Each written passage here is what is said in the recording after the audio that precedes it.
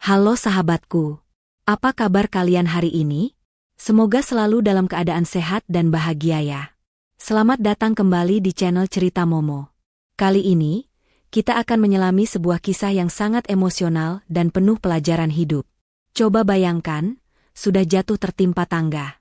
Rumah hancur tak bersisa karena bencana alam, harta benda lenyap, dan saat terpaksa menumpang di rumah mertua untuk berteduh, ipar sendiri malah berteriak jijik dan menyebut kita sebagai gembel yang hanya mengotori lantai. Sakit sekali rasanya, bukan? Tapi, percayalah, roda kehidupan itu berputar dengan adil. Kesabaran Lani dan Yoga dalam menghadapi hinaan ini akan membawa mereka pada takdir yang tak terduga, yang akan membuat siapa saja yang meremehkan mereka terbelalak. Nah, sebelum kita masuk ke dalam kisahnya yang seru dan menyentuh hati ini, ayo berikan dukungan kalian dulu. Jangan lupa untuk tekan tombol like, subscribe, dan nyalakan lonceng notifikasinya agar tidak ketinggalan cerita seru lainnya. Momo juga ingin menyapa kalian semua nih. Yuk, absen dulu di kolom komentar. Tuliskan nama kalian, asal kota, dan ketik kata hadir. Saya ingin tahu dari mana saja sahabat-sahabat setia channel Cerita Momo ini berasal. Sudah siap menyimak? Mari kita mulai ceritanya. Hujan deras sore itu seakan turut menangisi nasib yang menimpa Lani dan Yoga. Hanya dalam hitungan jam, suara gemuruh air bah dari hulu sungai telah menyapu bersih segalanya. Rumah mungil yang mereka cicil dengan susah payah, perabot yang dikumpulkan sedikit demi sedikit, hingga album kenangan pernikahan, semuanya lenyap tertimbun lumpur dan puing. Lani duduk bersimpuh di atas lembar tikar basah di posko pengungsian sementara, tatapannya kosong menatap ke arah di mana rumahnya dulu berdiri tegak. Kini, hanya tersisa pondasi yang retak dan gundukan tanah merah. Yoga, suaminya, datang membawakan segelas teh hangat yang didapat dari relawan. Pakaian Yoga masih penuh bercak lumpur yang sudah mengering, wajahnya lelah, namun ia berusaha tersenyum demi menguatkan istrinya. Minum dulu, Lan, hangatkan badanmu, ucap Yoga lembut sambil menyampirkan jaket tipis ke bahu Lani. Lani menerima gelas itu dengan tangan gemetar. Mas, kita harus bagaimana sekarang? Kita tidak punya apa-apa lagi. Baju cuma yang menempel di badan, uang tabungan di lemari ikut hanyut, kita benar-benar tidak punya rumah. Yoga menghela napas panjang, menahan sesak di dadanya sendiri. Ia tahu, sebagai kepala keluarga, ia tidak boleh terlihat rapuh. Kita tidak bisa selamanya di tenda pengungsian ini, Lan. Kondisinya tidak sehat, apalagi kamu mudah masuk angin. Aku sudah berpikir semalaman, satu-satunya pilihan kita sekarang adalah pulang ke rumah ibu. Mendengar kata ibu, Lani sedikit tersentak. Ia tahu betul bagaimana karakter keluarga Yoga, terutama kakak iparnya, Safika, yang kini tinggal bersama ibu Tias. Namun, melihat kondisi mereka yang benar-benar di titik nol, Lani sadar ia tidak punya pilihan lain. Ia hanya mengangguk pasrah. Sore harinya, setelah berpamitan dengan petugas posko, mereka menaiki angkutan umum menuju rumah Ibu Tias di pinggiran kota yang tidak terdampak bencana. Perjalanan terasa sangat berat. Bukan karena jaraknya, melainkan karena rasa malu dan takut yang berkecamuk di dada. Mereka datang bukan sebagai tamu yang membawa oleh-oleh, melainkan sebagai pengungsi yang kehilangan segalanya. Sesampainya di depan gerbang rumah besar bercat putih itu, Yoga menggenggam erat tangan Lani yang dingin. Bismillah, Lan, apapun yang terjadi, kita hadapi bersama ya. Yang penting kita punya tempat berteduh dulu. Yoga menekan bel pagar. Tak lama kemudian, pintu rumah terbuka. Bukan Ibu Tias yang keluar, melainkan Safika. Wanita itu tampil rapi dengan gaun rumahan yang terlihat mahal, kontras sekali dengan penampilan Lani dan Yoga yang lusuh, berbau lumpur, dan hanya membawa satu tas plastik berisi pakaian sumbangan. Safika memandang mereka dari ujung rambut sampai ujung kaki dengan tatapan jijik yang tidak ditutup-tutupi. Ia bahkan menutup hidungnya dengan tangan, seolah-olah Lani dan Yoga adalah tumpukan sampah yang baru saja diletakkan di depan rumahnya. Ada apa ini? Kok kucel banget sih datang ke sini? Tanya Safika ketus tanpa membukakan pagar sepenuhnya. Mbak Safika, kami kena musibah. Suara Yoga terdengar parau. Rumah kami hancur kena banjir bandang kemarin. Kami tidak punya tempat tinggal lagi. Bolehkan kami menumpang sementara di sini sampai kami bisa bangkit lagi? Mendengar keributan itu, Ibu Tias keluar dari dalam rumah. "Siapa? Safika?" tanya Ibu Tias sambil menyipitkan mata. Begitu melihat anak bungsunya berdiri dengan kondisi menyedihkan, ada guratan iba di wajah tua Ibu Tias. "Ya ampun, Yoga, Lani." Ibu dengar beritanya di TV, tapi ibu tidak menyangka rumah kalian juga kena. Yoga tersenyum lega melihat ibunya. "Iya, Bu. Semuanya habis. Kami izin tinggal di sini dulu ya, Bu." Belum sempat Ibu Tias menjawab, Safika sudah memotong dengan suara melengking. Ia berkacak pinggang, matanya melotot tajam ke arah Yoga dan Lani. "Apa? Tinggal di sini? Enak saja." Safika berteriak lantang, membuat beberapa tetangga menoleh. "Asal kamu tahu ya, Yoga, rumah ini sudah sempit. Anak-anakku butuh ruang main. Kalau kalian masuk dengan baju kotor penuh kuman begitu, nanti rumah ini jadi bau." "Tapi Mbak, ini rumah ibu juga. Aku anak ibu." Yoga mencoba membela diri dengan nada rendah. "Itu dulu. Sekarang yang bayar listrik, air, dan perawatan rumah ini siapa? Suamiku, Mas Anton. Ibu cuma numpang hidup enak di sini." Safika menunjuk-nunjuk wajah Yoga. Kemudian, kata-kata yang paling menyakitkan itu meluncur mulus dari bibirnya yang bergincu merah. "Dengar ya, kita tidak terima gembel numpang di sini. Duh, hanya mengotori lantai ibu saja. Lihat itu sepatu kalian, penuh lumpur. Jijik aku lihatnya." Lani menunduk, air matanya menetes membasahi pipi yang masih ada goresan luka kecil akibat ranting pohon saat banjir. Hatinya hancur berkeping-keping. Lebih sakit daripada saat melihat rumahnya rubuh. Ia disebut gembel oleh kakak iparnya sendiri. Ibu Tias tampak serba salah. Ia menatap Yoga, lalu menatap Safika yang terlihat sangat berkuasa. Sebagai orang tua yang kini hidupnya ditanggung oleh menantu kaya seperti Anton, Ibu Tias tidak punya keberanian untuk membantah Safika. "Safika, kasihan adikmu," lirih Ibu Tias pelan, nyaris tak terdengar. "Ibu jangan belain mereka. Kalau ibu mau mereka tinggal di sini, ibu yang harus bersihkan jejak kotor mereka setiap hari." "Aku nggak mau tahu," bentak Safika pada ibunya sendiri. Yoga menarik napas panjang, menelan harga dirinya demi Lani. "Mbak, tolonglah. Semalam saja tidak apa-apa. Atau tempatkan kami di mana saja, asal ada atap. Lani sedang tidak enak badan, dia butuh istirahat. Tolong, Mbak." Safika mendengus kasar. Ia melirik ke arah samping rumah, di mana terdapat sebuah bangunan kecil semi permanen yang biasa digunakan untuk menyimpan barang bekas dan peralatan tukang kebun yang sudah rusak. "Kalau kalian memaksa, sana tidur di gudang belakang. Jangan berani-berani masuk ke rumah utama atau duduk di sofa ruang tamu. Aku baru beli sofa itu mahal-mahal dari Italia, enggak sudi diduduki celana kotor kalian." Seru Safika sambil melemparkan kunci gembok berkarat ke tanah, tepat di depan kaki Yoga. "Ambil itu. Dan ingat, jangan bikin susah." Yoga memungut kunci itu dengan hati teriris. Ia menatap Ibu Tias, berharap ada pembelaan. Tapi Ibu Tias hanya memalingkan wajah, tidak tega namun tidak berdaya. "Ayo, Lan," bisik Yoga sambil merangkul istrinya. Mereka berjalan tertatih menuju gudang belakang, diiringi tatapan sini Safika yang masih berdiri di teras sambil mengawasi, memastikan, gembel, itu tidak menyentuh pot bunga mahalnya. Di dalam gudang yang pengap, berdebu, dan penuh sarang laba-laba itu, Lani akhirnya menumpahkan tangisnya dalam pelukan Yoga. Awal dari penderitaan mereka di istana neraka itu baru saja dimulai. Malam pertama di gudang itu terasa sangat panjang dan menyiksa. Bau apek yang bercampur dengan aroma debu tebal, membuat napas Lani sesak berulang kali. Tidak ada kasur empuk, apalagi selimut hangat. Yoga hanya berhasil menemukan tumpukan koran bekas edisi tahun lalu, dan beberapa lembar kardus mie instan yang sudah digepengkan untuk dijadikan alas tidur darurat di atas lantai semen yang dingin. Dengan penerangan samar dari lampu bohlam 5 watt yang kerlap-kerlip mau mati, mereka membersihkan sudut ruangan yang penuh sarang laba-laba agar cukup untuk merebahkan badan yang lelah.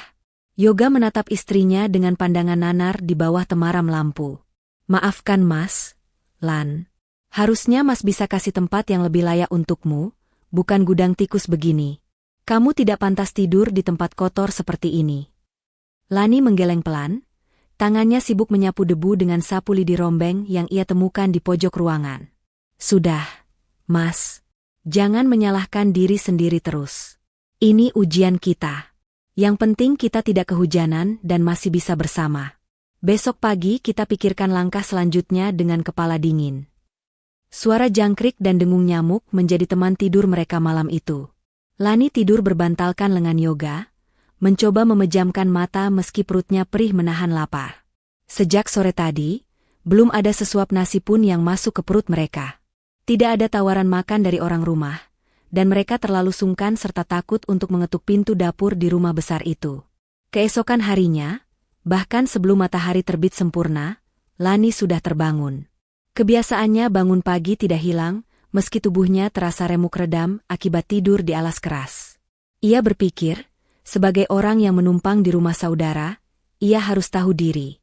Lani berniat membantu pekerjaan rumah tangga agar Safika dan Ibu Tias tidak merasa terbebani dengan kehadiran mereka.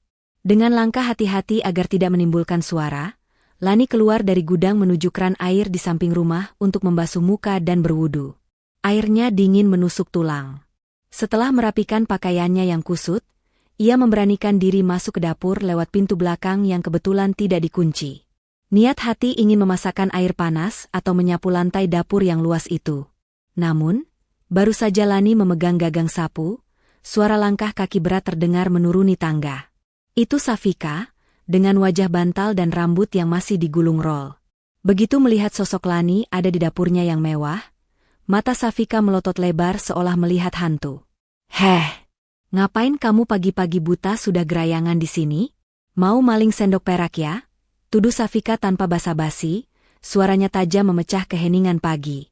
Lani terperanjat, sapu di tangannya hampir jatuh. "Astagfirullah, Mbak. Enggak. Demi Allah saya nggak punya niat begitu. Saya cuma mau bantu bersih-bersih. Saya sadar diri kok. Mbak, numpang di sini." Safika mendengus kasar.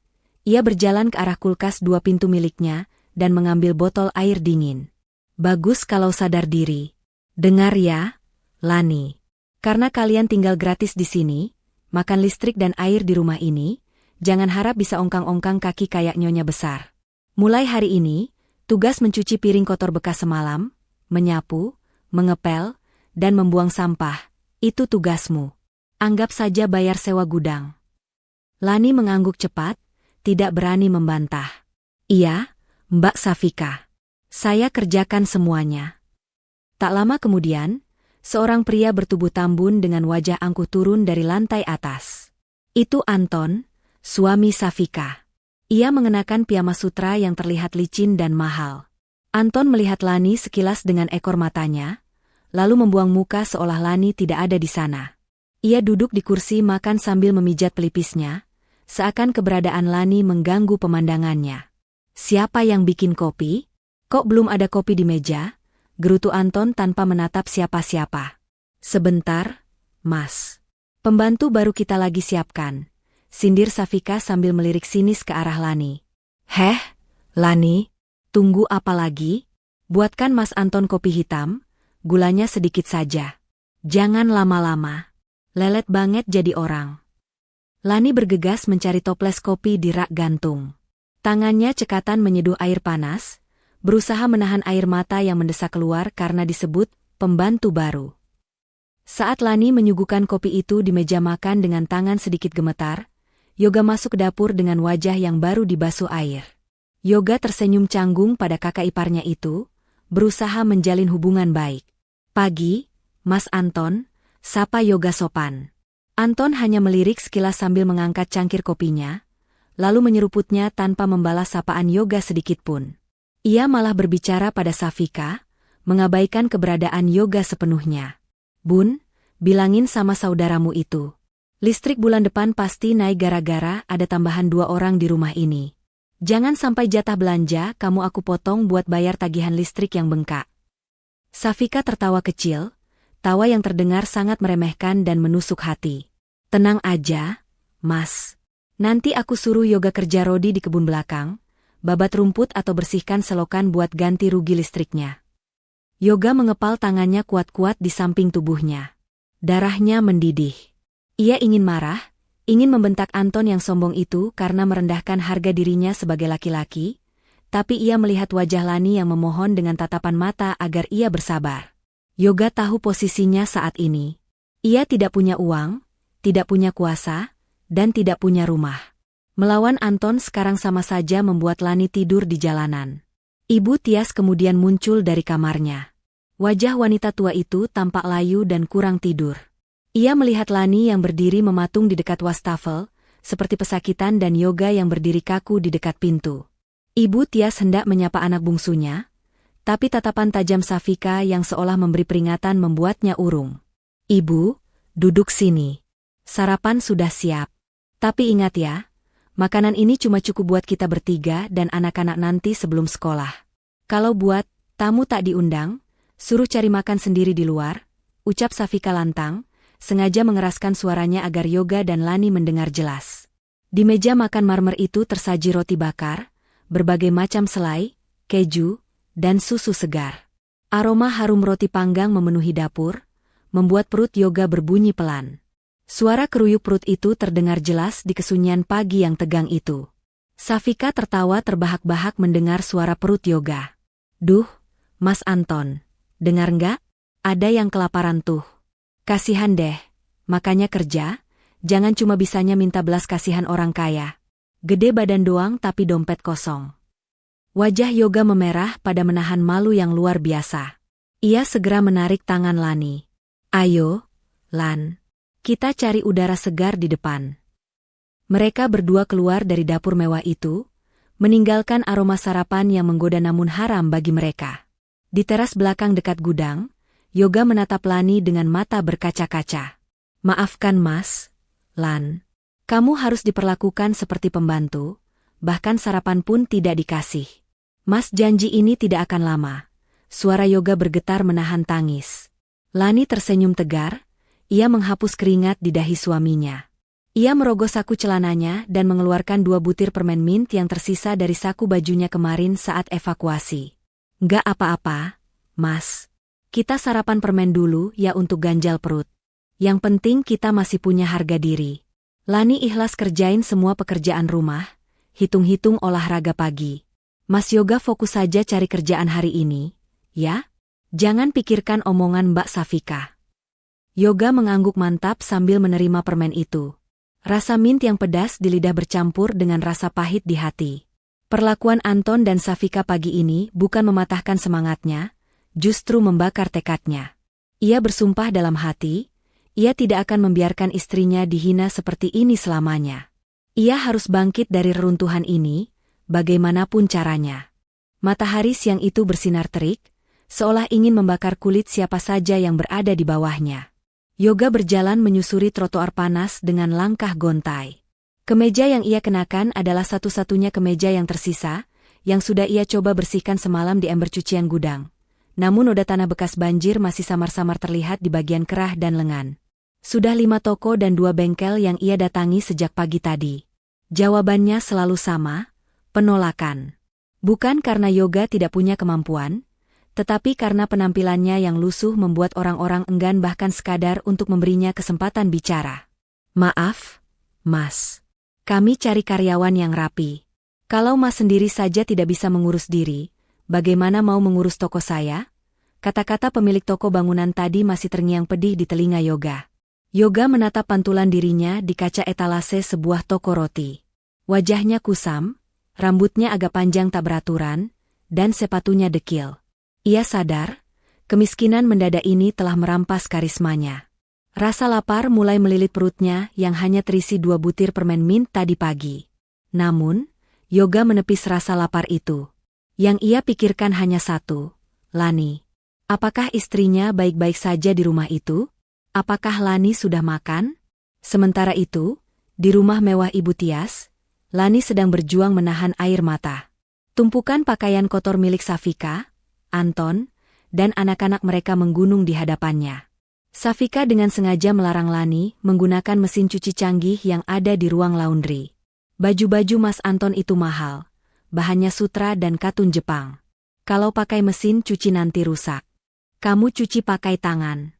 Sikat yang bersih, jangan sampai ada noda tertinggal. Kalau rusak, kamu nggak akan sanggup ganti rugi meski jual ginjal sekalipun. Perintah Safika tadi pagi sebelum pergi arisan. Jari-jari Lani mulai keriput dan perih, karena terlalu lama terendam air sabun yang keras. Ia mengucek satu persatu pakaian itu dengan tenaga yang tersisa. Punggungnya terasa mau patah, karena harus membungkuk terus-menerus di depan bak cucian. Saat jam menunjuk pukul 2 siang, perut Lani berbunyi nyaring. Ia berjalan ke dapur dengan langkah ragu, berharap ada sisa nasi atau lauk yang bisa ia makan. Di atas meja makan, ia melihat sisa ayam goreng mentega dan capcay yang masih cukup banyak. Air liur Lani hampir menetes. Ia hendak mengambil piring kecil, namun suara langkah kaki Ibu Tias menghentikannya. Ibu Tias masuk ke dapur dengan wajah cemas. Ia melihat menantunya yang kurus itu menatap makanan dengan pandangan lapar. Hati nurani seorang ibu sedikit tergerak. Ibu Tias mengambil piring bersih, lalu dengan cepat menyendokkan nasi dan sepotong ayam. Makanlah cepat, Lani, sebelum Safika pulang. Ibu tidak tega melihatmu pucat begitu. Bisik Ibu Tias sambil menyodorkan piring itu dengan gelisah, matanya terus melirik ke arah pintu depan. Lani menerima piring itu dengan mata berkaca-kaca. Terima kasih, Bu. Lani lapar sekali. Baru saja suapan pertama hendak masuk ke mulut Lani, suara klakson mobil terdengar keras dari depan, diikuti suara pintu yang terbanting. Safika pulang lebih awal. Ibu Tias panik luar biasa. Ia langsung merebut kembali piring dari tangan Lani. Jangan makan sekarang. Nanti Safika marah kalau tahu ibu kasih kamu makan jatah dia. Ucap Ibu Tias gugup, lalu buru-buru menumpahkan kembali nasi dan lauk itu ke tempat sampah basah di bawah wastafel. Lani terbelalak. Nasinya kotor bercampur kulit buah dan ampas kopi. Makanannya lenyap dalam sekejap mata. Safika masuk ke dapur dengan wajah merah padam, sepertinya ia sedang kesal karena kalah pamer di arisan. Ia melihat ibunya yang gemetar dan Lani yang berdiri mematung di dekat tempat sampah. Lagi ngapain kalian? Bisik-bisik kayak maling, sergah Safika curiga. Enggak ada apa-apa. Ini ibu lagi suruh Lani buang sampah. Dalih Ibu Tias cepat, menyelamatkan dirinya sendiri. Safika menatap Lani sinis. Oh, bagus deh. Sekalian itu kulkas bersihkan. Bau durian, Mas Anton gak suka. Kerjakan sekarang. Jangan harap dapat makan siang kalau kerjaan belum beres. Lagian, orang numpang itu harusnya puasa, biar irit beras. Lani hanya bisa menunduk, menahan perih yang menyayat ulu hati. Bukan hanya lapar fisik, tapi lapar akan dihargai sebagai manusia. Ia kembali bekerja dengan perut kosong, menelan ludah pahit kenyataan. Sore menjelang malam, Yoga pulang dengan tangan hampa. Kakinya lecet karena berjalan seharian dengan sepatu yang alasnya sudah menipis. Ia masuk lewat pintu belakang, langsung menuju gudang.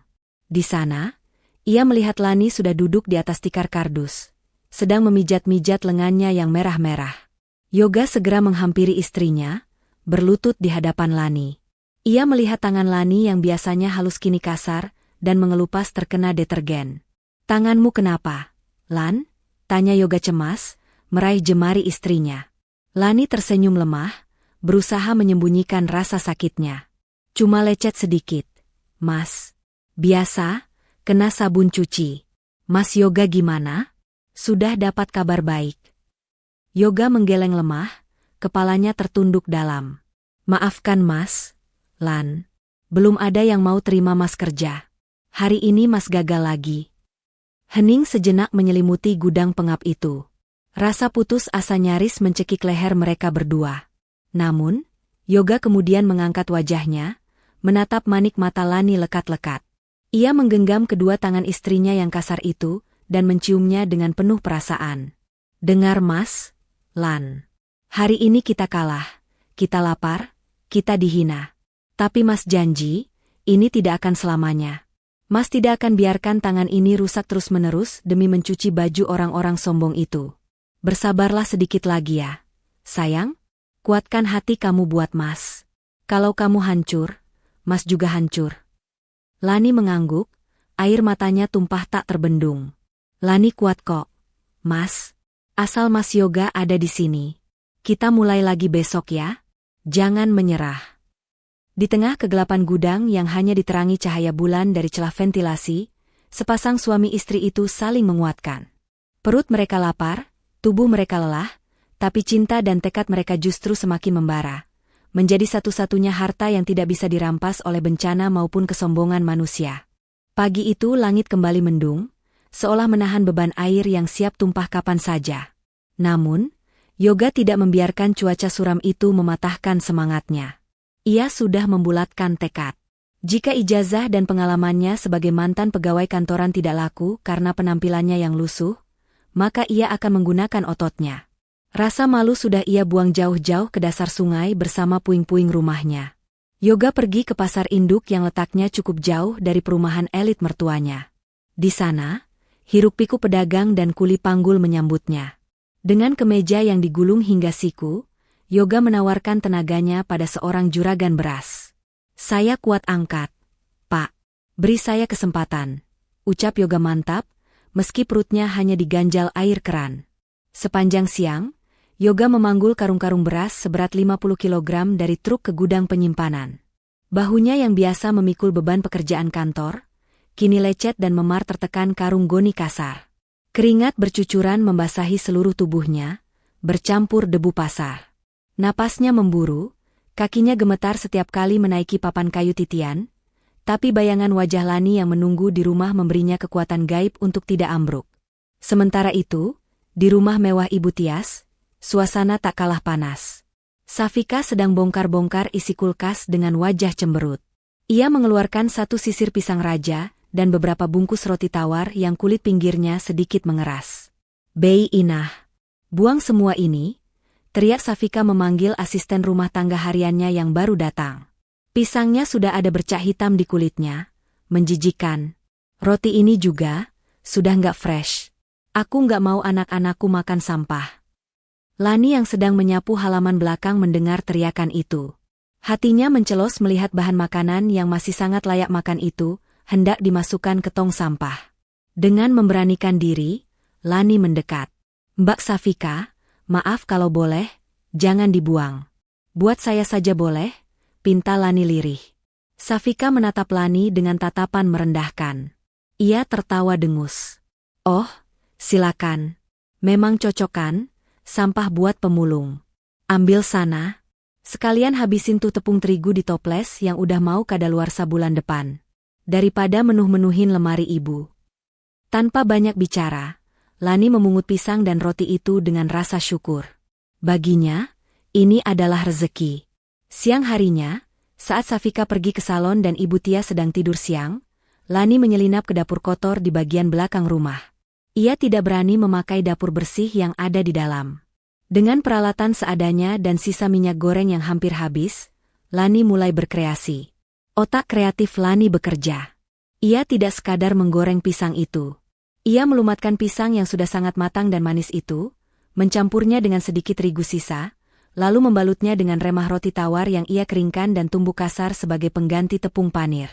Ia membuat bola-bola pisang crispy. Saat Lani menggoreng adonan itu, aroma manis karamel dari pisang yang matang bercampur wangi vanili menyeruak ke udara. Wanginya begitu menggoda, melompati pagar tembok tinggi rumah Ibu Tias hingga ke jalan samping komplek. Seorang pria parubaya dengan kemeja batik sederhana sedang berjalan santai melewati jalan samping itu. Langkahnya terhenti seketika saat hidungnya menangkap aroma lezat yang tidak biasa. Itu Pak Harno, pemilik warung nasi dan kopi yang cukup ramai di ujung jalan komplek. Pak Harno celingukan mencari sumber bau, hingga matanya menangkap sosok Lani yang sedang meniriskan gorengan di dapur terbuka bagian belakang.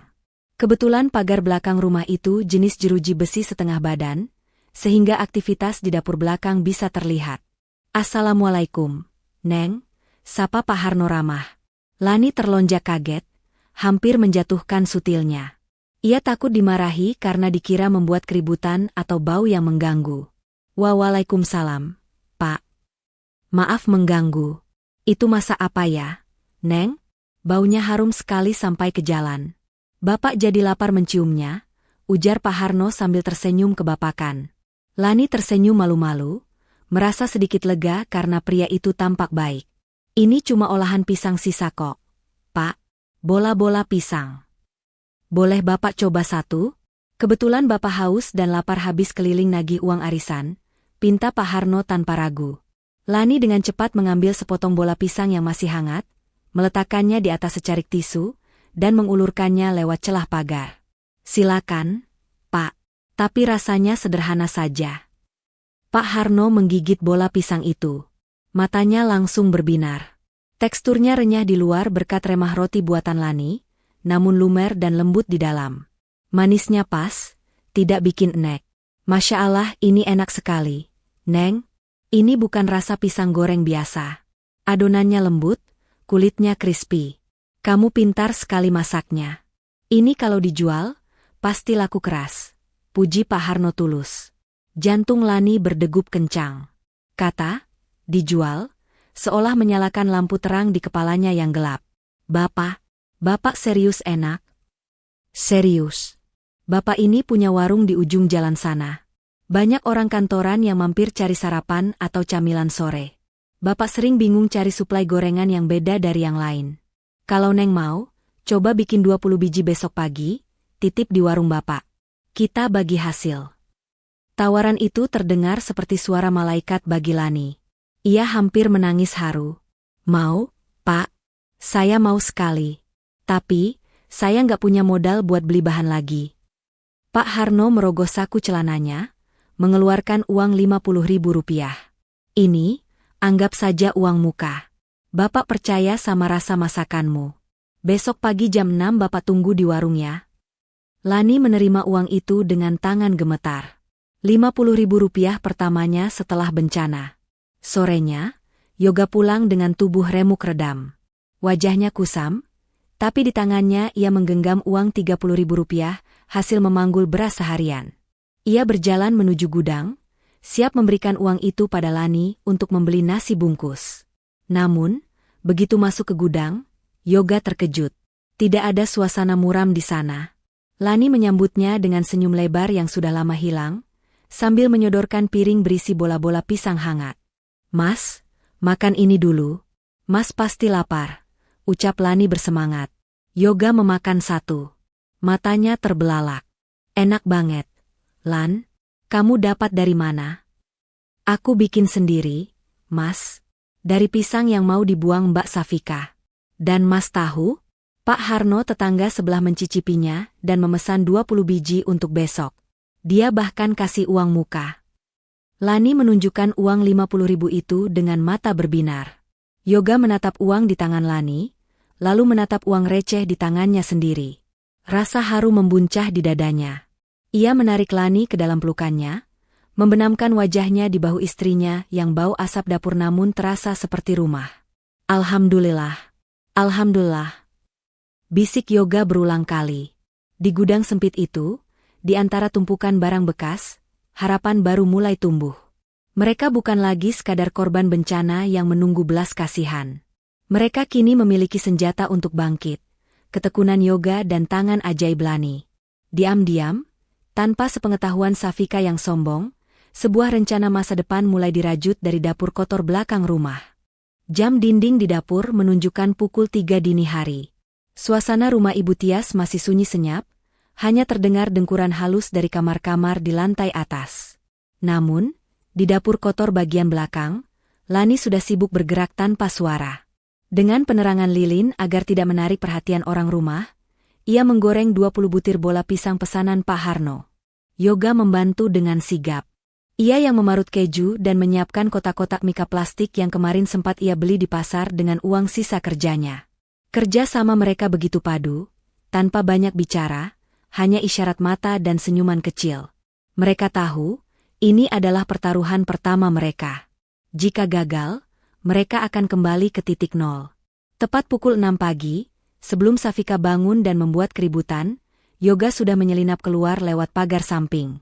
Ia membawa bungkusan plastik hitam berisi pesanan itu menuju warung Pak Harno. Hatinya berdebar kencang saat menyerahkan makanan itu. Doakan ya, Lan, bisik Yoga sebelum pergi, mengecup kening istrinya yang berkeringat. Siang harinya, Yoga tidak pulang untuk makan siang demi menghemat ongkos. Ia kembali ke pasar, menunggu pekerjaan angkut barang. Namun, sekitar pukul 1 siang, Pak Harno muncul di pasar dengan motor bebek bututnya, mencari-cari Yoga. Wajah pria tua itu tampak semeringah. Yoga. Nak Yoga, panggil Pak Harno melambaikan tangan. Yoga yang sedang memanggul kardus mie instan bergegas menurunkan bebannya dan menghampiri. Ada apa, Pak? Ada masalah dengan kue buatan Lani? Jantung Yoga seakan berhenti berdetak. Takut kalau rasanya mengecewakan. Pak Harno justru menepuk bahu Yoga keras-keras sambil tertawa lebar. Masalah? Masalahnya adalah kue istrimu itu ludes dalam waktu 1 jam. Pembeli pada berebut, bahkan ada yang marah karena kehabisan. Rasanya unik, beda sama pisang goreng biasa. Yoga mengembuskan napas lega, kakinya terasa lemas saking bersyukurnya. Alhamdulillah. Nah, ini intinya, lanjut Pak Harno, wajahnya berubah serius. Besok ada rapat ibu-ibu PKK di kelurahan. Bu Lurah tadi mampir sarapan dan mencicipi 1 bola pisang yang tersisa. Beliau suka sekali. Beliau pesan 50 kotak snack. Isinya bola pisang itu dan lemper. Beliau juga tanya, apa istrimu bisa bikin nasi kotak sekalian? 30 porsi untuk makan siang panitia. Yoga ternganga. Ini bukan lagi pesanan coba-coba. Ini pesanan catering sungguhan. 30 porsi nasi dan 50 snack. Pak. Iya. Saya sanggupi saja dulu karena saya yakin masakan Lani pasti enak. Tapi, uang mukanya baru bisa cair besok setelah barang diantar. Kalian sanggup tidak talangi modalnya dulu? Tanya Pak Harno penuh harap. Yoga terdiam. Otaknya berputar cepat menghitung biaya. Beras, ayam, bumbu, kotak nasi, gas. Uang 50.000 kemarin sudah habis untuk beli bahan bola pisang dan plastik. Upahnya hari ini paling hanya cukup untuk makan mereka berdua. Mereka butuh modal ratusan ribu rupiah hari ini juga. Sanggup, Pak. Insya Allah kami sanggup. Jawab Yoga mantap, meski ia belum tahu dari mana uangnya. Ia tidak ingin membuang kesempatan emas ini. Pulang dari pasar, Yoga menceritakan kabar gembira sekaligus tantangan berat itu pada Lani di dalam gudang. Lani tersenyum bahagia mendengar masakannya disukai, tapi keningnya berkerut saat bicara soal modal. Kita butuh setidaknya 300.000 untuk belanja bahan yang layak. Mas, kita nggak punya uang sebanyak itu, gumam Lani sambil menggigiti bibir bawahnya. Hening menyelimuti mereka. Peluang sudah di depan mata. Masa harus dilepas hanya karena kertas bernama uang? Perlahan, Lani merogoh saku celananya yang lusuh. Ia mengeluarkan sebuah benda kecil yang dibungkus sobekan kain perca. Ia membukanya perlahan. Di sana, berkilau sebuah cincin emas polos yang sangat tipis. Itu adalah cincin kawin mereka. Satu-satunya harta yang melekat di jari Lani saat banjir menerjang, yang sengaja ia lepas dan simpan rapat-rapat karena takut hilang saat mencuci baju atau bekerja kasar. Lan. Suara Yoga tercekat. Jual ini, Mas, ucap Lani tegas, menyodorkan cincin itu ke telapak tangan Yoga. Yoga menggeleng keras. Jangan. Itu cincin nikah kita, Lan. Itu janji suci kita. Mas nggak bisa jual itu. Mas akan cari pinjaman ke teman-teman lama. Teman-teman Mas sudah menjauh sejak tahu kita bangkrut. Kan? Potong Lani lembut tapi menohok. Ia menggenggam tangan Yoga, menutupkan jari-jari suaminya ke atas cincin itu. Mas, cincin ini cuma benda mati. Janji suci kita ada di hati, bukan di logam ini. Kalau cincin ini bisa jadi jalan buat kita keluar dari gudang ini, buat kita mandiri dan gak diinjak-injak lagi sama Mbak Safika dan Mas Anton, maka nilainya jauh lebih berharga daripada sekadar melingkar di jari. Air mata menetes di pipi Yoga. Ia merasa gagal melindungi simbol pernikahan mereka, namun ia juga melihat api tekad yang membara di mata istrinya. Mas janji, Lan. Suatu hari nanti, Mas akan ganti cincin ini dengan yang lebih bagus. Mas janji, isak Yoga sambil mengecup tangan istrinya. Sore itu juga, Yoga berlari ke toko emas di pasar. Cincin itu tidak berat, hanya 2 gram. Tapi uang yang didapat cukup untuk membeli beras kualitas sedang, 3 ekor ayam, bumbu-bumbu lengkap, dan kemasan kardus polos. Malam harinya adalah perjuangan yang sesungguhnya. Mereka harus memasak 30 porsi nasi ayam bakar dan 50 porsi bola pisang, tanpa ketahuan Safika. Untungnya, Safika dan Anton pergi makan malam di luar merayakan ulang tahun teman sosialita mereka, dan Ibu Tia sudah masuk kamar lebih awal karena sakit kepala. Lani dan Yoga bekerja seperti ninja di dapur belakang. Tidak ada suara denting panci yang keras, tidak ada obrolan. Lani meracik bumbu ayam bakar dengan resep rahasia keluarganya. Menggunakan gula aren dan rempah yang ia tumbuk manual, agar tidak bising menggunakan blender. Yoga bertugas mengipas arang di tungku kecil yang ia buat darurat di belakang gudang, agar asapnya tidak masuk ke dalam rumah utama. Aroma ayam bakar yang mulai matang begitu menggugah selera, wangi manis dan gurih bercampur asap tipis. Yoga buru-buru mengipas asap itu ke arah kebun kosong di belakang rumah, agar tidak tercium tetangga atau satpam komplek. Menjelang tengah malam, 30 kotak nasi dan 50 paket snack sudah tersusun rapi, disembunyikan di dalam kardus besar di sudut gudang, ditutupi dengan kain sarung lusuh agar tidak dikerubungi semut. Saat mereka baru saja hendak merebahkan badan dengan napas lega, tiba-tiba pintu belakang rumah terbuka kasar.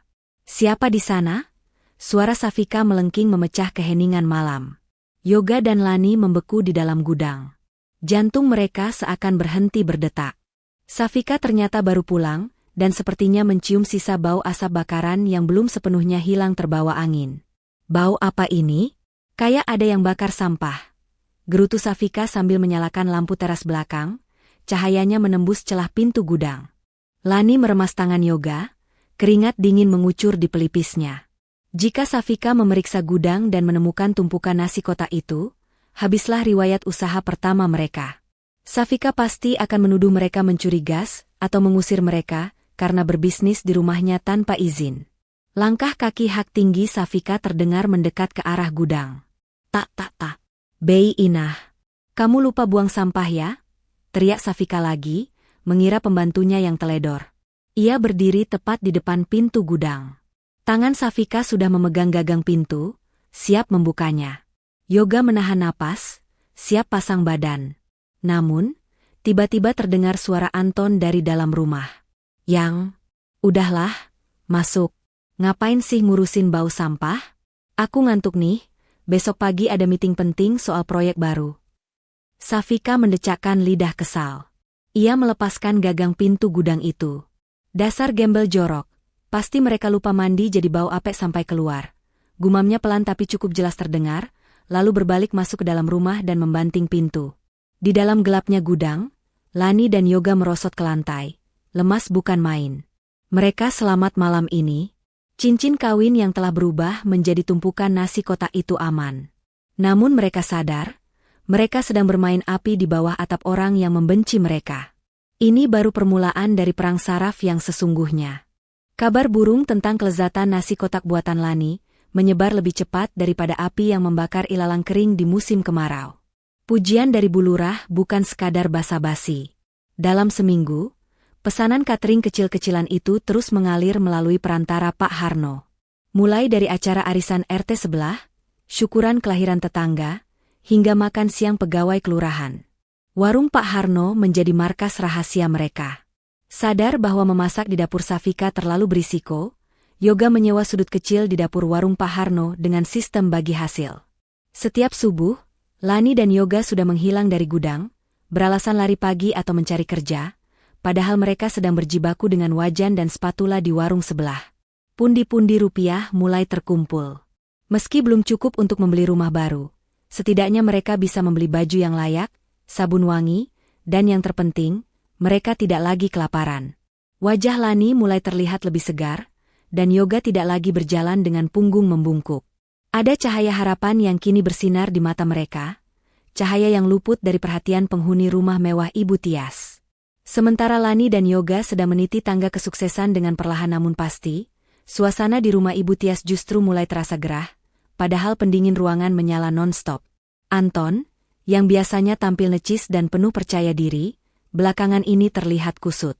Ia sering pulang larut malam dengan wajah tegang, dan telepon genggamnya tak henti-hentinya berdering oleh panggilan nomor tak dikenal yang selalu ia tolak dengan panik. Suatu sore, saat Lani sedang menyapu teras depan, tugas rutinnya sebagai penumpang, ia tidak sengaja mendengar pertengkaran sengit dari dalam kamar utama di lantai 2. Suara Safika melengking tinggi, menembus dinding tebal rumah itu. "Apa maksud Mas potong jatah belanja bulanan?" Aku sudah janji mau beli tas limited edition sama teman-teman sosialitaku minggu depan. Mas mau aku dibilang orang miskin karena pakai tas lama? Teriak Safika histeris. Kecilkan suaramu, Safika, bentak Anton, suaranya terdengar frustrasi berat. Kamu ini cuma tahu menghabiskan uang. Bisnisku lagi seret, ada masalah di kantor pusat. Kamu harusnya mengerti, hemat sedikit kenapa sih?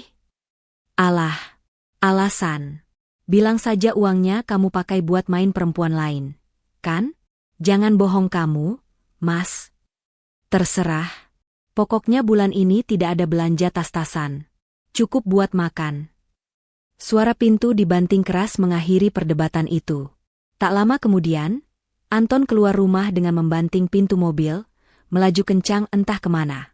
Safika turun ke bawah dengan mata sembab namun, memancarkan aura kemarahan yang siap meledak. Ia melihat Lani yang sedang memegang sapu, dan seketika Lani menjadi sasaran empuk pelampiasan emosinya. Safika berjalan menghentak-hentak ke arah Lani, lalu dengan sengaja menendang tumpukan sampah daun kering yang sudah Lani kumpulkan dengan rapi hingga berserakan kembali ke seluruh halaman. Mbak Safika. Lani terkejut, menatap hasil kerjanya yang berantakan. Apa lihat-lihat? Mata kamu mau aku colok? Bentak Safika kasar. Gara-gara ada kalian di sini, rezeki suamiku jadi seret. Kalian itu pembawa sial tahu nggak? Sejak kalian datang gembel di sini, Mas Anton jadi sering marah-marah. Pasti aura miskin kalian nular ke bisnis suamiku. Lani menarik napas panjang, berusaha meredam gejolak di dadanya. Ia ingin sekali berteriak bahwa rezeki itu urusan Tuhan, bukan urusan tamu. Ia ingin sekali menunjukkan segepok uang hasil cateringnya yang ia sembunyikan di bawah tumpukan baju di gudang, untuk membuktikan bahwa ia bukan parasit. Tapi Lani memilih diam. Melawan orang yang sedang kalap hanya akan menambah masalah. Maafkan kami, Mbak. Kami akan berusaha untuk tidak merepotkan, ucap Lani pelan, lalu kembali menyapu daun-daun yang berserakan itu dengan sabar. Safika mendengus jijik, lalu pergi masuk ke dalam rumah sambil bergumam tentang betapa sialnya hidupnya memiliki adik ipar miskin. Ia tidak tahu bahwa kesialan yang ia rasakan sebenarnya adalah bom waktu yang dirakit oleh keserakahan suaminya sendiri, yang sebentar lagi akan meledak. Malam harinya, saat Yoga pulang dari mengantar pesanan catering makan malam untuk sebuah rapat lembur di kantor kecamatan, ia membawa kabar mengejutkan. Ia menarik Lani masuk ke dalam gudang dan menutup pintu rapat-rapat. Lan, ada yang aneh, bisik Yoga serius. Aneh kenapa? Mas, pesanan ada yang komplain? Tanya Lani cemas. Bukan soal catering. Tadi waktu Mas antar makanan ke kantor kecamatan, Mas nggak sengaja dengar obrolan pegawai di sana. Mereka sedang membicarakan kasus investasi bodong yang lagi diselidiki polisi. Katanya, salah satu pimpinannya adalah orang yang tinggal di komplek ini. Ciri-cirinya persis Mas Anton. Wajah Lani memucat. Mas Anton? Suami Mbak Safika? Yoga mengangguk. Mas juga sempat lihat mobil patroli polisi muter-muter di depan komplek tadi sore. Firasat Mas nggak enak. Lan, kalau benar Mas Anton terlibat, rumah ibu ini bisa kena imbasnya. Lani menutup mulutnya dengan tangan. Ia teringat pertengkaran tadi sore, tentang bisnis yang seret dan kepanikan Anton. Ya Allah, kasihan Ibu Tias. Mas, Ibu nggak tahu apa-apa. Sertifikat rumah ini kan atas nama Ibu, tapi dipegang Mas Anton. Itulah yang Mas takutkan. Kita harus siap-siap, Lan. Bukan cuma siap untuk sukses dengan usaha kita, tapi siap menjadi jaring pengaman buat Ibu kalau sewaktu-waktu badai itu datang. Uang tabungan kita jangan dipakai dulu buat sewa ruko. Simpan saja sebagai dana darurat. Mas merasa waktunya sudah sangat dekat. Di tengah keheningan gudang, di antara aroma apek dan debu, Lani dan Yoga berdoa. Bukan untuk meminta kekayaan, melainkan meminta kekuatan untuk menopang orang tua mereka saat keruntuhan yang sesungguhnya terjadi. Di luar sana, langit malam tampak gelap pekat tanpa bintang, seolah menjadi pertanda bahwa mendung tebal di atas atap rumah mewah itu tak lama lagi akan pecah menjadi hujan air mata.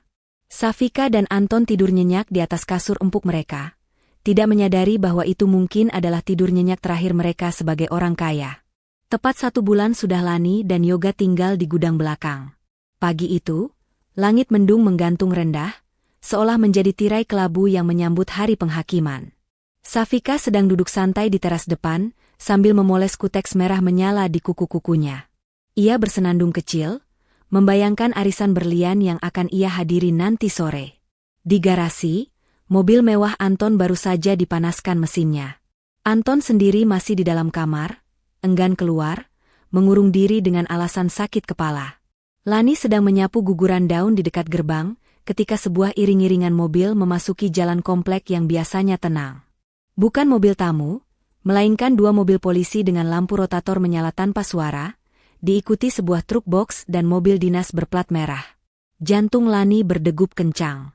Firasat yoga semalam bergaung keras di kepalanya. Iring-iringan itu berhenti tepat di depan pagar rumah Ibu Tias. Safika terlonjak kaget, botol kuteksnya hampir tumpah. Ia berdiri dengan wajah merah padam, berkacak pinggang saat melihat beberapa petugas berseragam coklat dan beberapa orang berpakaian rapi turun dari mobil. "Heh, ada apa ini? Kalian menghalangi jalan rumah saya. Minggir. Suami saya mau keluar," teriak Safika lantang, mengira mereka hanya parkir sembarangan. Seorang petugas polisi dengan pangkat cukup tinggi maju mendekat, wajahnya datar namun tegas. "Selamat pagi. Apa benar ini kediaman saudara Anton Wijaya?" "Benar. Saya istrinya." "Kenapa cari suami saya? Kalian mau minta sumbangannya?" "Maaf ya, kami lagi sibuk," ketus Safika, masih mempertahankan keangkuhannya. Tanpa mempedulikan ocehan Safika, petugas itu menunjukkan selembar surat perintah. "Kami dari kepolisian dan tim penyitaan aset kejaksaan. Kami membawa surat perintah penangkapan untuk saudara Anton Wijaya atas dugaan kasus penipuan investasi bodong senilai 50 miliar rupiah, serta penyitaan seluruh aset yang terkait dengan tindak pidana pencucian uang, termasuk rumah ini." Dunia seakan berhenti berputar bagi Safika. Mulutnya menganga lebar, matanya melotot tak percaya. "Apa? Penipuan? Sita? Anda gila ya? Ini rumah saya. Sertifikatnya ada di brankas. Jangan sembarangan bicara. Silakan saudari jelaskan di kantor nanti." "Anggota, masuk," perintah komandan polisi itu. Beberapa petugas langsung merangsek masuk melewati gerbang yang tidak dikunci. Lani mundur gemetar ke pojok taman, menyaksikan adegan itu dengan lutut lemas. Keributan pecah di dalam rumah. Terdengar suara barang pecah belah jatuh, disusul teriakan Anton. Tak lama kemudian, Anton diseret keluar oleh dua petugas polisi. Wajahnya pucat pasi seperti mayat hidup, keringat dingin membasahi piyama sutranya yang kusut. Tidak ada lagi Anton yang sombong dan angkuh. Yang ada hanya seorang pengecut yang tertangkap basah. "Mas Anton, ini apa maksudnya? Jelaskan sama mereka, Mas. Bilang kalau ini salah paham," jerit Safika histeris, mengejar suaminya yang digiring ke mobil polisi.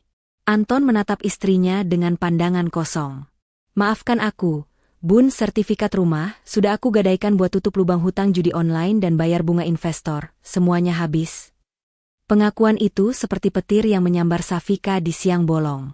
Tubuhnya limbung. Kakinya tak sanggup lagi menopang berat badannya yang mendadak terasa berkali-kali lipat lebih berat. Kamu gadaikan rumah ibu?" pekik Safika, suaranya serak bercampur tangis. Saat itulah Ibu Tias keluar dengan wajah bingung dan ketakutan, dipapa oleh Yoga yang baru saja lari dari belakang rumah karena mendengar keributan. "Ada apa ini? Kenapa Anton diborgol? Kenapa banyak polisi?" tanya Ibu Tias dengan suara bergetar. Salah seorang petugas dari pihak ban kejaksaan menghampiri Ibu Tias. "Mohon maaf, Ibu. Rumah ini statusnya sudah menjadi jaminan hutang macet dan juga barang bukti pencucian uang. Berdasarkan putusan pengadilan yang baru saja keluar, rumah ini disita oleh negara dan pihak bank. Kami mohon kerjasamanya untuk mengosongkan rumah ini sekarang juga. Kami beri waktu 1 jam untuk mengemasi barang-barang pribadi seperlunya." "1 jam?" teriak Safika. "Kalian gila? Barang-barang saya banyak. Sofa saya dari Italia. Tas-tas saya. Saya tidak mau keluar. Ini rumah saya." Safika mengamuk, mencoba memukul petugas, namun ia ditahan oleh Polwan. "Ibu, Tolong kooperatif atau kami akan bawa ibu juga atas tuduhan menghalangi petugas. Sementara Safika meraung-raung seperti orang gila di teras, Ibu Tias terduduk lemas di lantai marmer yang dingin. Tatapannya kosong. Rumah yang ia bangun bersama almarhum suaminya, tempat ia membesarkan anak-anaknya, kini hilang dalam sekejap karena ulah menantu yang selama ini ia banggakan. Yoga berlutut, memeluk ibunya erat-erat. Ibu sabar ya, Bu. Istighfar. Rumah ibu, Yoga rumah ibu. Rintih Ibu Tias pilu, air matanya mengalir deras membasahi pipi keriputnya. Di tengah kekacauan itu, petugas mulai menempelkan stiker besar berwarna merah menyala di dinding depan, di pintu garasi, dan di gerbang. Tulisan di stiker itu terbaca jelas dan mengerikan, tanah dan bangunan ini disita dalam pengawasan negara. Para tetangga mulai berkerumun di depan pagar, berbisik-bisik sambil menunjuk-nunjuk. Wajah-wajah yang dulu sering dipameri Safika kini, menatap dengan campuran rasa kasihan dan kepuasan melihat karma yang tunai. Cepat kemasi baju-baju, bentak seorang petugas pada Safika yang masih menangis di lantai. Lani memberanikan diri mendekat. Ia tidak tersenyum, tidak juga merasa senang melihat penderitaan iparnya. Ia justru merasa miris. Ia masuk ke dalam, mengambil tas besar, dan mulai memasukkan pakaian Ibu Tias. Safika melihat Lani. Bukannya sadar, ia malah melampiaskan kemarahannya pada Lani. Ini pasti gara-gara kamu. Sejak kamu datang, sial terus. Kamu bawa sial, Lani. Kamu penyihir. Yoga berdiri, menatap kakaknya dengan tatapan tajam yang belum pernah ia tunjukkan sebelumnya. Cukup, Mbak Safika. Sadarlah. Ini bukan salah Lani, ini salah keserakahan suami Mbak dan kesombongan Mbak sendiri. Jangan cari kambing hitam atas dosa kalian. Bentakan Yoga membuat Safika terdiam 1000 bahasa. Ia tidak pernah melihat adiknya semarah itu. Dalam 1 jam, rumah mewah itu berubah menjadi neraka. Barang-barang mewah tidak bisa dibawa karena dianggap aset sitaan. Mereka hanya boleh membawa pakaian dan dokumen pribadi. Safika keluar dari gerbang dengan menyeret koper sambil menangis terseduh-seduh. Anak-anaknya menangis ketakutan. Ibu Tias berjalan tertatih di papah Yoga. Lani berjalan paling belakang, membawa tas plastik berisi pakaiannya sendiri, sama seperti saat ia datang sebulan lalu. Bedanya, saat datang, Lani dan Yoga tidak punya apa-apa tapi punya harapan. Sekarang, Safika dan Ibu Tias punya banyak barang mewah di dalam sana, tapi tidak punya hak lagi atasnya.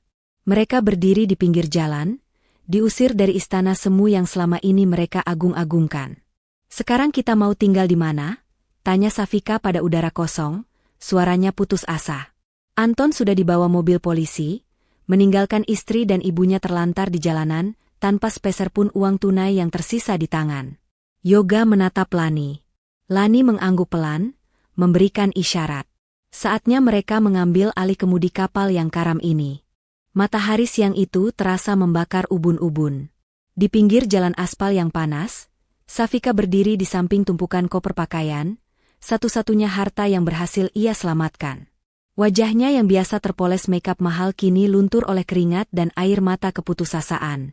Di sebelahnya, Ibu Tias duduk lemas di atas tas jinjing, tatapannya kosong menatap gerbang rumahnya yang kini dililit garis polisi berwarna kuning cerah. Beberapa tetangga yang lewat memperlambat laju kendaraan mereka, sekadar untuk menonton drama kejatuhan keluarga yang selama ini dikenal paling sombong di komplek itu. Bisik-bisik terdengar menyakitkan, tapi Safika terlalu sibuk dengan ponselnya untuk peduli. Halo, Jeng Marni. Aduh, aku lagi kena musibah nih. Bisa nggak aku pinjam villa kamu di puncak sebentar? Seminggu saja, sampai Mas Anton bereskan salah paham ini, ucap Safika dengan nada yang dipaksakan ceria, seolah ini hanya masalah sepele. Namun, jawaban di ujung telepon membuat wajah Safika merah padam. Sambungan telepon diputus sepihak setelah terdengar suara tawa mengejek. Safika mencoba menelepon nomor lain. Teman arisan, teman shopping, hingga saudara jauh suaminya. Hasilnya nihil. Ada yang tidak mengangkat, ada yang memblokir nomornya, dan ada yang terang-terangan berkata, "Maaf ya, aku nggak mau ikut terseret kasus suami kamu. Jangan hubungi aku lagi." Safika membanting ponselnya ke dalam tas dengan frustrasi. Dasar teman-teman palsu. Saat aku kaya, mereka nempel kayak lintah. Sekarang aku susah, semua buang muka. Ibu Tias menengadah, wajahnya pucat karena belum makan siang. Safika, kita mau tidur di mana malam ini? Ibu capek. Nak, kepala ibu pusing. Safika mendengus kasar. Matanya liar mencari sasaran kemarahan. Ia menoleh ke kanan dan ke kiri, mencari Yoga dan Lani. Dalam benaknya, ia ingin memaki adik iparnya itu, menyalahkan mereka sebagai pembawa sial, atau setidaknya menyuruh Lani membelikan air minum karena tenggorokannya kering. Namun, sosok Yoga dan Lani tidak ada di sana. Loh, mana si gembel itu? Gumam Safika bingung. Ibu Tias ikut menoleh. Yoga? Lani? Panggil Ibu Tias lemah. Tapi tidak ada jawaban. Di tengah kerumunan orang yang menonton dan kesibukan polisi memasang plang sitaan, Yoga dan Lani telah menghilang tanpa jejak. Mereka pergi diam-diam saat Safika sedang sibuk menelepon tadi, memilih untuk menarik diri daripada terus menjadi tong sampah emosi Safika. Kurang ajar, maki Safika. Dasar adik tidak tahu diri. Di saat kita susah begini, mereka malah kabur menyelamatkan diri sendiri. Awas saja kalau ketemu, aku jambak rambut istrinya itu. Sudahlah, Safika, lirih Ibu Tias. Mungkin mereka malu, atau mereka juga bingung mau kemana. Mereka kan tidak punya uang. Alah, paling mereka balik jadi gelandangan di kolong jembatan. Biarin saja mereka mampus kelaparan. Kita nggak butuh mereka. Aku masih punya uang sisa di dompet, kita cari hotel. Safika berusaha mempertahankan gengsinya yang sudah retak. Dengan menyeret koper-koper berat dan menggandeng anak-anaknya yang rewel, serta diikuti Ibu Tias yang berjalan tertatih, mereka menyetop taksi. Safika dengan angkuh meminta diantar ke hotel berbintang terdekat. Namun, sesampainya di lobi hotel, kartu kredit dan kartu debit Safika semuanya ditolak mesin EDC. Pihak bank sudah memblokir semua akses keuangannya terkait kasus Anton. Malu bukan main, Safika diusir halus oleh resepsionis. Akhirnya, realita menamparnya keras. Dengan uang tunai yang tersisa pas-pasan di dompet, mereka berakhir di sebuah losmen kumuh di pinggiran pasar, jauh dari kemewahan yang biasa mereka nikmati. Kamarnya sempit, pengap, dan kasurnya berbau apek. Kamar mandinya ada di luar dan harus berbagi dengan penghuni lain. Malam itu, untuk pertama kalinya dalam hidup Safika, ia tidur meringkuk kedinginan tanpa AC, ditemani suara nyamuk dan tangisan anaknya yang minta burger mahal. Hari-hari berikutnya adalah neraka dunia bagi Safika dan Ibu Tias. Uang tunai di tangan semakin menipis. Perhiasan yang dipakai Safika ternyata sebagian besar imitasi. Anton pernah menukarnya diam-diam demi judi, dan yang asli sudah ia jual murah di pasar loak demi membeli nasi bungkus untuk makan anak-anaknya. 3 hari berlalu. Mereka terlunta-lunta. Pakaian mereka mulai kusut karena tidak ada laundry. Ibu Tias jatuh sakit, badannya demam tinggi karena stres dan tidur di lantai yang keras. Safika, ibu lapar. Ibu mau bubur. Rintih Ibu Tias di pagi keempat. Wajah wanita tua itu semakin tirus. Safika membuka dompetnya. Kosong. Hanya ada uang receh 2.000 rupiah. Ia menangis histeris di pojok kamar losmen yang suram. Rasa lapar menggerogoti perutnya, tapi rasa malu lebih menyiksa batinnya. Ini semua salah Mas Anton. Ini salah Lani. Salah semua orang. Teriak Safika frustrasi, masih belum mau berkaca pada dirinya sendiri. Di tengah keputusasaan itu, tetangga kamar sebelah, seorang buruh cuci yang kasihan melihat kondisi mereka, mengetuk pintu. Mbak, maaf. Kalau butuh makan, coba ke jalan besar di ujung sana. Katanya ada warung baru yang lagi viral, sering bagi-bagi makanan gratis kalau hari Jumat. Siapa tahu pemiliknya baik mau kasih sisa makanan, saran tetangga itu. Awalnya Safika gengsi. Minta makan? Seperti pengemis? Tapi melihat ibunya yang menggigil dan anak-anaknya yang merengek kelaparan, pertahanan Safika runtuh. Ayo, Bu, kita jalan, ajak Safika ketus, membantu ibunya berdiri. Mereka berjalan kaki di bawah terik matahari, menyusuri trotoar berdebu menuju alamat yang dimaksud. Kaki Safika lecet karena memakai sandal jepit murahan yang baru dibelinya. Bajunya yang dulu sutra kini lusuh dan bau keringat. Setelah berjalan hampir 2 kilometer, mereka melihat sebuah ruko yang cukup besar dan ramai pengunjung. Spanduk besar terpampang di depannya dengan tulisan mencolok, "Warung Berkah Sabar, Masakan Rumahan Catering." Aroma masakan yang sangat lezat tercium dari kejauhan. Perut Safika berbunyi nyaring. Ia menelan ludah. Dalam hati ia berharap pemilik warung ini berbelas kasih memberinya sepiring nasi. Semoga yang punya warung bukan orang jahat, gumam Ibu Tias lemah. Mereka melangkah mendekat dengan kepala tertunduk, takut dikenali orang. Safika menyiapkan mental untuk memohon, sesuatu yang tidak pernah ia lakukan seumur hidup. Namun, saat mereka sampai di depan pintu kaca ruko itu, mata Safika terbelalak melihat sebuah foto besar yang dipajang di samping meja kasir. Foto itu memperlihatkan sepasang suami istri yang tersenyum bahagia, sambil memegang tumpeng nasi kuning. Wajah mereka bersih, bersinar, dan pakaian mereka rapi. "Ibu." Suara Safika tercekat di tenggorokan, tangannya gemetar menunjuk foto itu. "Itu kan?" Ibu Tias menyipitkan matanya yang rabun. "Siapa, Safika?" "Itu Yoga dan Lani, Bu," pekik Safika tak percaya. "Nggak mungkin. Pasti mataku salah lihat. Gembel-gembel itu nggak mungkin punya tempat sebagus ini." Tapi kenyataan tidak bisa dibantah.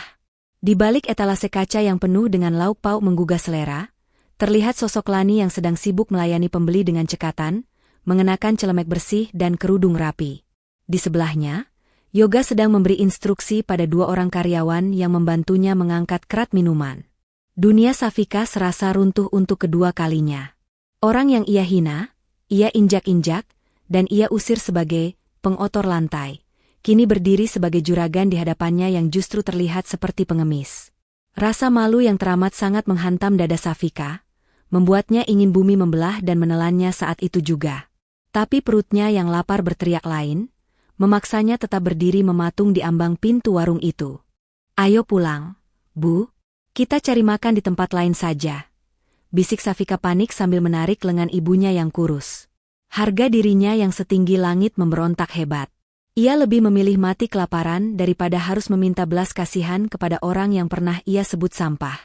Tapi Safika, ibu sudah tidak kuat, kaki ibu gemetar. Rintih Ibu Tias. Wajahnya pucat pasi, keringat dingin membasahi keningnya. Aroma semur ayam dan nasi hangat dari dalam warung itu begitu menyiksa pertahanannya. "Pokoknya ayo. Jangan bikin malu aku," sentak Safika, memaksa ibunya berbalik badan. Namun, tubuh renta Ibu Tias sudah mencapai batasnya. Baru 2 langkah diseret Safika, lutut Ibu Tias goyah. Bruk!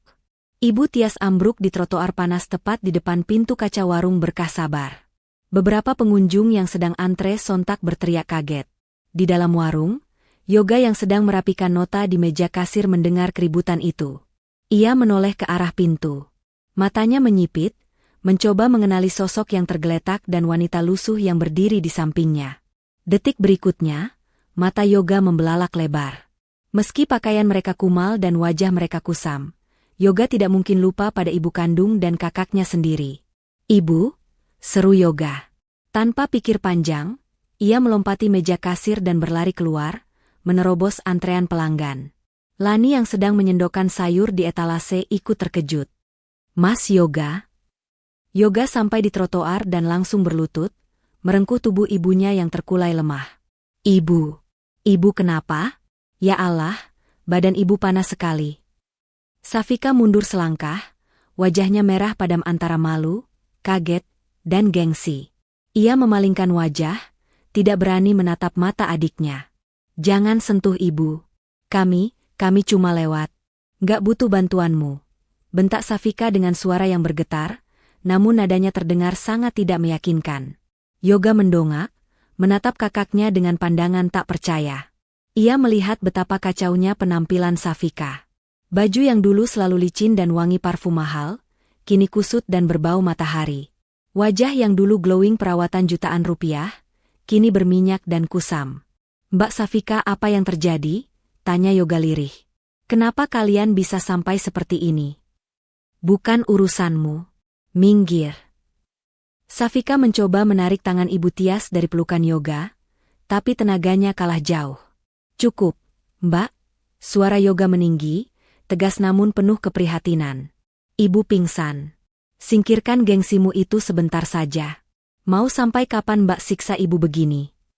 Safika terdiam, bibirnya gemetar menahan tangis. Bentakan Yoga menampar kesadarannya yang rapuh. Tanpa menunggu persetujuan Safika, Yoga segera membopong tubuh ringan Ibu Tias. Minggir, tolong beri jalan. Seru Yoga pada kerumunan orang yang menonton. Yoga membawa ibunya masuk ke dalam ruko yang ber-AC sejuk. Lani yang sudah sadar dengan situasi itu segera bertindak cepat. Ia tidak membuang waktu untuk bertanya atau mengingat dendam masa lalu. Insting kemanusiaannya mengambil alih. Mas, baringkan ibu di sofa tamu di pojok sana. Perintah Lani sambil berlari ke dapur mengambil air hangat dan minyak kayu putih. Suasana di dalam warung mendadak hening. Para pelanggan yang sedang makan berhenti mengunyah, mata mereka tertuju pada drama keluarga yang sedang berlangsung. Safika berjalan masuk dengan kepala tertunduk dalam-dalam, menyeret langkahnya di lantai keramik putih yang bersih. Lantai yang ironisnya, dulu ia larang untuk diinjak oleh Lani dan Yoga. Yoga membaringkan Ibu Tias dengan hati-hati. Ia menggosok telapak tangan ibunya yang dingin. Lani datang membawa teh manis hangat dan handuk basah. Dengan telaten, Lani membasuh wajah Ibu Tias dan mengoleskan minyak kayu putih di pelipis dan leher mertuanya. Perlahan, mata Ibu Tias mengerjap. Ia siuman. Hal pertama yang ia lihat adalah wajah Lani yang menatapnya cemas, bukan dengan tatapan benci. Lani, bisik Ibu Tias parau, air mata langsung meleleh dari sudut matanya. Maafkan Ibu. Lani tersenyum lembut, menyeka air mata itu dengan ujung jarinya. SSTT, Ibu jangan banyak bicara dulu. Minum teh ini ya, Bu. Pelan-pelan. Lani memapah kepala Ibu Tias, membantunya minum. Safika berdiri kaku di dekat pintu, mematung melihat pemandangan itu. Perutnya berbunyi keras sekali, memecah keheningan di sudut ruangan itu. Wajah Safika semakin merah, ia meremas ujung bajunya yang kotor. Ia merasa telanjang di hadapan semua orang. Sang ratu yang jatuh miskin, kini berdiri kelaparan di istana milik orang yang dulu ia sebut gembel. Yoga berdiri, lalu menatap Safika. Tidak ada amarah di mata Yoga. Yang ada hanya rasa iba yang mendalam melihat darah dagingnya sendiri hancur berantakan. Mbak Safika, duduklah, kata Yoga pelan, menunjuk kursi kosong di depan meja Ibu Tias. Aku nggak punya uang buat bayar, jawab Safika ketus, pertahanan terakhirnya sebelum runtuh. Aku nggak mau kalian pikir aku kesini buat mengemis. Yoga menghela napas panjang. Ia berjalan mendekati kakaknya, lalu menepuk bahu Safika pelan, sentuhan persaudaraan yang sudah bertahun-tahun hilang di antara mereka. Mbak, ini warung adikmu. Sejak kapan makan di rumah saudara sendiri harus bayar? Ucap Yoga tulus. Kalimat sederhana itu meruntuhkan tembok batu di hati Safika. Kakinya lemas. Ia terduduk di kursi, menutupi wajahnya dengan kedua tangan, dan bahunya mulai terguncang hebat. Isak tangis yang selama berhari-hari ia tahan, meledak saat itu juga. Lani kembali ke dapur sebentar, lalu datang membawa nampan berisi 2 piring nasi rames lengkap dengan ayam bakar, sayur lodeh, dan sambal, menu andalan yang membuat warung mereka sukses. Ia meletakkan piring itu di depan Safika dan Ibu Tias. Aroma ayam bakar itu begitu menusuk hidung. Safika menatap piring itu nanar. Ini adalah makanan yang dulu ia anggap remeh, makanan kelas bawah yang tidak level dengan lidahnya. Tapi hari ini, piring itu terlihat lebih berharga daripada emas permata. Makanlah, Mbak, mumpung masih hangat, ujar Lani lembut, tanpa ada nada sindiran sedikit pun. Safika mengangkat wajahnya yang basah, menatap Lani. Ia menunggu kata-kata hinaan. Ia menunggu Lani berkata, ingat nggak dulu Mbak usir aku? Atau, sekarang siapa yang gembel? Tapi kata-kata itu tidak pernah keluar. Lani justru menuangkan air putih ke gelas Safika. Kenapa? Tanya Safika lirih. Suaranya serak. Kenapa kamu nggak usir kami? Kenapa kamu nggak ketawain kami? Padahal aku. Kalimatnya terputus oleh isakan. Padahal aku jahat sama kamu, Lan. Aku bilang kamu cuma ngotorin lantai. Lani tersenyum tipis, menatap lantai keramik putih di bawah kaki mereka. Lantai bisa dibersihkan dengan kain pel, Mbak. Tapi hati yang kotor karena dendam, susah sekali bersihnya. Saya dan Mas Yoga sedang membangun rumah, bukan cuma bangunan fisik, tapi rumah di hati kami. Dan di rumah kami, pintu maaf selalu terbuka, bahkan untuk orang yang pernah membanting pintunya di muka kami. Mendengar itu, tangis Safika pecah semakin keras. Ia menyadari betapa kerdil jiwanya dibandingkan jiwa adik iparnya. Di tengah keramaian warung yang sukses itu, Safika merasakan kekalahan yang telak. Bukan kalah harta, tapi kalah dalam menjadi manusia.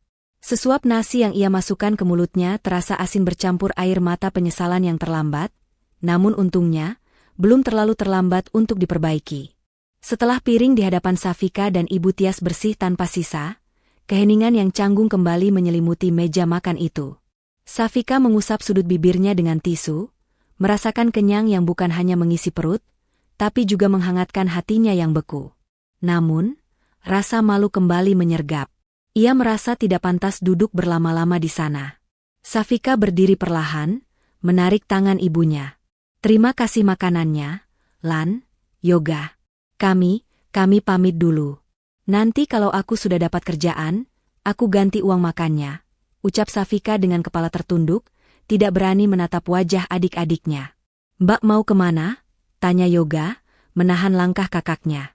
"Kalian tidak punya uang, tidak punya tempat tinggal. Di luar sana keras, Mbak. Aku akan cari kerja apa saja. Jadi tukang cuci, jadi buruh, terserah. Asal ibu bisa tidur," jawab Safika dengan suara bergetar, namun ada nada tekad di sana. Ia sadar, ia tidak bisa lagi bergantung pada gengsi. Lani berjalan mendekat. Ia tidak menawarkan uang tunai, karena ia tahu itu tidak akan mendidik Safika. Lani justru menyodorkan sebuah celemek bersih berwarna oranye, seragam karyawan warungnya. "Kalau Mbak Safika benar-benar mau kerja, kenapa harus cari di tempat lain?" tawar Lani lembut. "Warung ini semakin ramai. Aku dan Mas Yoga kewalahan. Kami butuh kasir yang teliti dan orang yang bisa bantu beres-beres. Tapi gajinya standar pegawai biasa, makannya sama dengan apa yang kita makan, dan tidurnya di kamar belakang ruko yang sempit. Apa Mbak sanggup?" Safika tertegun menatap celemek itu. Dulu, ia menghina Lani yang bekerja kasar. Sekarang, pekerjaan kasar itu ditawarkan kepadanya sebagai sebuah kehormatan. Ia menatap Ibu Tias yang menatapnya penuh harap. Dengan tangan gemetar, Safika meraih celemek itu. Air matanya menetes lagi. Kamu mau pekerjakan aku? Setelah semua caci makiku? Kami bukan mempekerjakan Mbak karena kasihan. Kami butuh tenaga Mbak. Dan di sini, aturannya cuma satu. Siapa yang bekerja, dia yang makan. Tidak ada bos, tidak ada nyonya besar. Kita semua sama, tegas Yoga. Hari itu menjadi titik balik kehidupan Safika. Mantan sosialita yang dulu tangannya tak pernah menyentuh sabun cuci piring, kini mulai belajar melayani pelanggan. Awalnya sulit. Kaki Safika sering bengkak karena berdiri berjam-jam, dan ia sempat canggung saat harus mengepel lantai yang kotor karena jejak sepatu pembeli. Terkadang, ada pelanggan yang mengenalinya sebagai istri koruptor dan berbisik-bisik, membuat telinga Safika panas. Namun, setiap kali Safika merasa ingin menyerah, ia melihat Lani yang bekerja 2 kali lebih keras darinya tanpa mengeluh. Ia melihat Yoga yang memanggul beras dengan senyum. Perlahan, kesombongan di hati Safika terkikis habis, digantikan oleh rasa hormat pada nilai sebuah kerja keras. Bulan berganti bulan. Warung Berkah Sabar semakin sukses dan kini telah membuka cabang di ruko sebelahnya. Sore itu, hujan deras turun membasahi kota, mengingatkan mereka pada bencana banjir yang pernah menghancurkan rumah Yoga dan Lani dulu. Di dalam warung yang hangat, Safika sedang sibuk di balik mesin kasir. Penampilannya berubah total. Tidak ada lagi makeup tebal atau baju branded. Ia hanya mengenakan kaos seragam dan celana jeans pudar, rambutnya diikat ekor kuda. Namun, wajahnya terlihat jauh lebih bercahaya dan damai daripada saat ia hidup di rumah mewah. Totalnya 50.000, Bu. Terima kasih, hati-hati di jalan, ucap Safika ramah pada seorang pelanggan, disertai senyuman tulus yang dulu mahal sekali ia berikan. Di sudut ruangan, Ibu Tias duduk santai sambil membantu mengupas bawang merah. Kesehatannya sudah pulih berkat perawatan Lani, dan ketenangan batin yang ia dapatkan. Meski hidup sederhana di ruko, Ibu Tias merasa jauh lebih bahagia karena anak-anaknya kini rukun. Tidak ada lagi pertengkaran soal harta atau jabatan. Setelah warung tutup, mereka berempat duduk melingkar di atas tikar, menyantap makan malam sisa dagangan hari itu. Yoga mengangkat gelas teh hangatnya. Alhamdulillah, omzet hari ini rekor tertinggi lagi, kata Yoga bersyukur. Safika tersenyum, lalu merogoh saku celananya. Ia mengeluarkan sebuah amplop kecil. Ini laporan keuangannya, Yoga. Semuanya pas, tidak kurang serupiah pun. Yoga menerima amplop itu, lalu menatap kakaknya. Terima kasih, Mbak. Oh iya, minggu depan kita ada rencana renovasi rumah kecil di tanah warisan Bapak yang dulu kena banjir. Rencananya kita mau bangun ulang buat tempat tinggal Ibu dan Mbak Safika, biar lebih nyaman daripada tidur di ruko. Mata Safika berkaca-kaca. Ia menatap Lani. Lan, Yoga aku.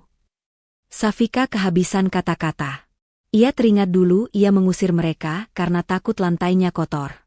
Kini, mereka justru membangunkan rumah untuknya. Jangan nangis Mbak. Nanti asin makanannya, canda Lani sambil menambahkan lauk ke piring Safika. Safika tertawa kecil sambil menyeka air matanya. Aku cuma mau bilang terima kasih. Kalian bukan cuma kasih aku makan, tapi kalian kasih aku kehidupan baru. Dulu, aku punya rumah besar tapi isinya neraka. Sekarang, kita cuma punya ruko dan rumah kecil, tapi rasanya seperti di surga. Itulah rumah yang sebenarnya, Mbak, jawab Yoga bijak. Rumah itu bukan soal seberapa tinggi pilarnya atau seberapa mahal sofanya. Rumah adalah di mana hati kita merasa tenang dan diterima apa adanya. Malam itu, di bawah atap ruko sederhana, tawa renyah keluarga itu terdengar harmonis mengalahkan suara hujan di luar. Anton kini mendekam di penjara mempertanggungjawabkan perbuatannya, dan Safika telah ikhlas melepaskan masa lalunya. Ia belajar bahwa reruntuhan kebanggaan semu ternyata adalah pondasi terbaik untuk membangun istana hati yang sesungguhnya, istana yang tidak akan pernah hancur oleh badai apapun. Mereka telah menemukan kekayaan yang tidak bisa dibeli dengan uang, kebersamaan yang tulus dan hati yang lapang. Dan bagi Lani, melihat iparnya yang dulu angkuh kini bisa tertawa lepas sambil makan nasi bungkus bersamanya, adalah kemenangan terbesar yang jauh lebih manis daripada dendam manapun. Pesan moral. Hidup itu seperti roda yang berputar. Kadang kita di atas, kadang di bawah. Jangan pernah menghina orang yang sedang susah, karena kita tidak tahu kapan kita akan membutuhkan pertolongan mereka. Harta dan kemewahan bisa lenyap dalam sekejap mata, tetapi kebaikan hati, kerja keras, dan persaudaraan adalah aset abadi yang akan menyelamatkan kita saat badai kehidupan datang menerjang. Balas dendam terbaik bukanlah dengan membalas kejahatan, melainkan dengan menunjukkan kebaikan yang mampu mengubah hati musuh menjadi keluarga.